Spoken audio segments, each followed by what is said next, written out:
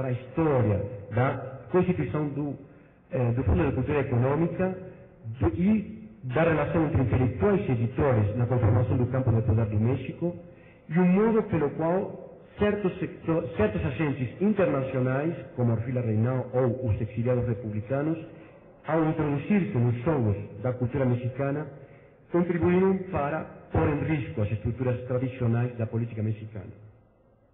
O Fundo de Cultura Econômica foi fundado em novembro de 1934 e na segunda metade do século XX passou a ser uma das editoras maiores de Iberoamérica.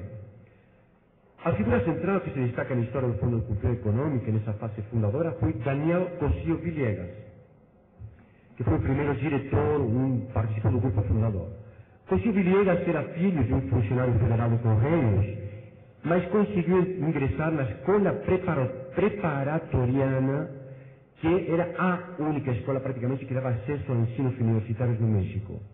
Rapidamente, uma vez que o país começou a ser pacificado após o assassinato de Pancho Villa em 1916, Cosío Villegas passou a ser o quadro juvenil mais destacado entre todos aqueles que competiam no ingresso às funções de Estado. Ele passou a participar em certos círculos de elite intelectual, como o Ateneu, do qual participava Alfonso Reyes, por exemplo, os círculos dos Sete Sábios, passou a estudar Direito, logicamente, e foi o presidente do primeiro Congresso Internacional de Estudantes, que teve lugar na cidade de México em 1921.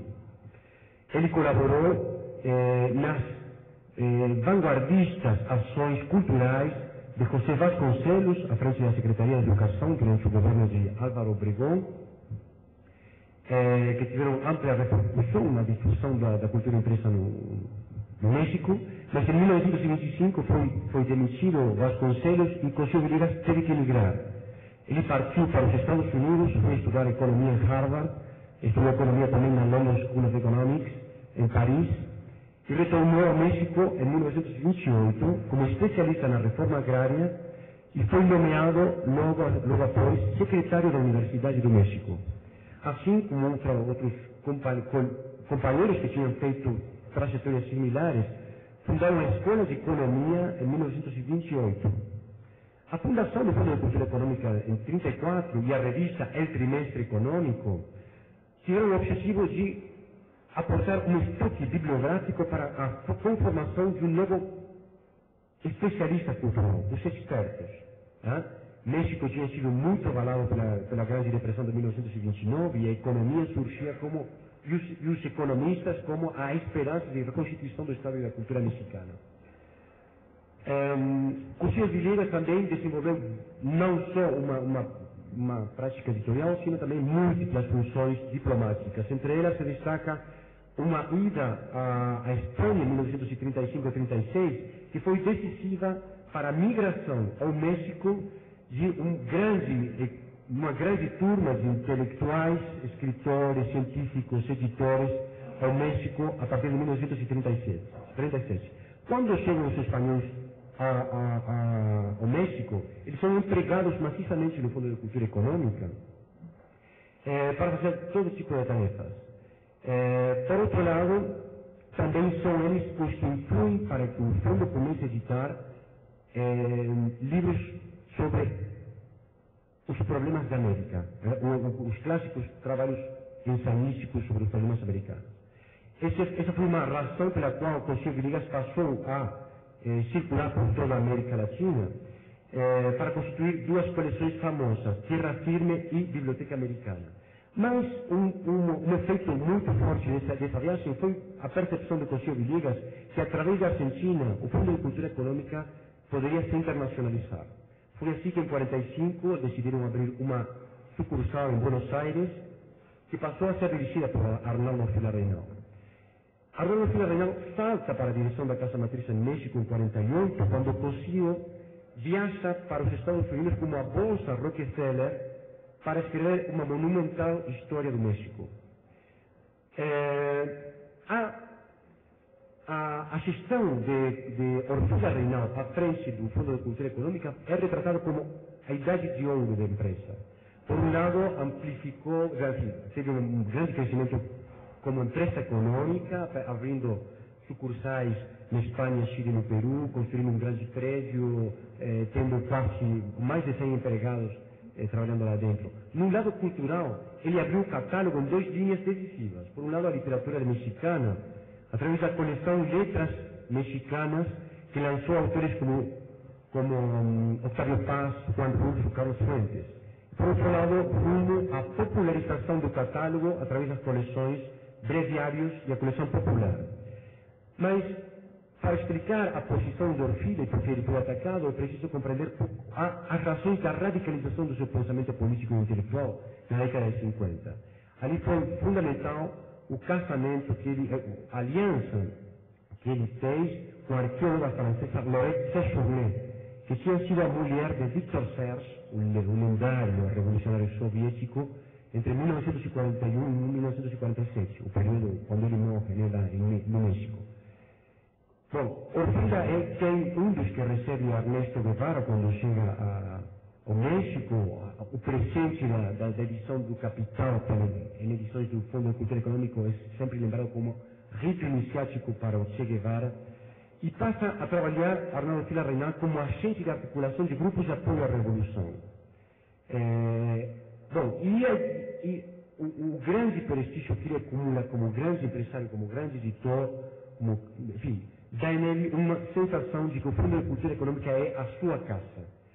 Sendo o Fundo de Cultura Econômica uma editora paraestatal, uma questão que eu não apresentei, é nesse contexto que Arnaldo Orfila Reynal começa a fazer apostas que começam a perturbar a ala conservadora do PRI, do campo intelectual mexicano. Entre elas, deve-se considerar, por exemplo, um livro que foi tido como decisivo para as razões da demissão de Orfila Reynal, a edição de Escuta Yankee, do sociólogo norte-americano Charles Wright Mills. Para compreender um pouco as propriedades da trajetória de Orfila Reynal, que foi um líder da reforma universitária argentina, que viajou em 1921 para participar daquele congresso presidido pelo Cosío Villegas, que foi ali, a partir do momento quando ele começou todo um trabalho de agência de conexão internacional. É preciso considerar, podemos resumir tudo isso num testemunho de Martí Soler, que foi uma pessoa que trabalhou ao longo de toda a vida muito próxima ao Orfila Reynal. Martí Soler me diz numa entrevista: Arnaldo Orfila Reynal não era um bom editor. Ele era um excelente administrador que soube se rodear de grandes editores. Para Martí Soler, os fregueiros teriam sido planificados por Cosío Villegas, letras mexicanas pelos gerentes de produção Joaquim Diesco Canedo, etc. Mas isso demonstra o quanto a representação da função editor fica atrelada à dominação da função autor, a um princípio literário e intelectual dessa denominação. Para Martí Soler, então, digamos que o editor é aquele que escolhe textos. Mas, de um ponto de vista sociológico, que possa abranger as funções econômicas e culturais que convergem na atividade editorial, essa ideia de rodear-se é vital para compreender o que fez poderoso Orfila Reynal, o que tornou ele uma figura central para o campo intelectual mexicano e latino-americano naquele tempo. Esse rodear-se fica também muito bem expresso no modo pelo qual a grande parte da comunidade que participou do boom da literatura latino-americana dos anos 50, 60 e da modernização das ciências sociais naquele período, passou a representar Orfila Reynal como uma agente central para a sua própria imaginação como comunidade intelectual.